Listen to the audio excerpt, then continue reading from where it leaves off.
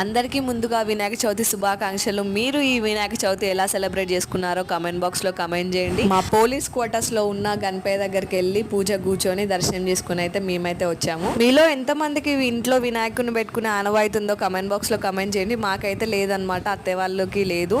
నార్మల్గా పూజ చేసుకుంటాం అంతే. మా ఫ్రెండ్స్ అయితే ఇట్లా సింపుల్గా సెలబ్రేట్ చేసుకున్నారు వాళ్ళ ఇంట్లో అయితే.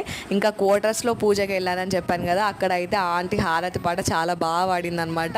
మాతో పాటు మీరు కూడా ఒకసారి వినండి. శ్రీగణనాథుని సేవకురారమ్మా, మనసారా స్వామిని కొలిసి హారతులివరమ్మా. ఏ వేళైనా ఏ శుభమైనా పులిచే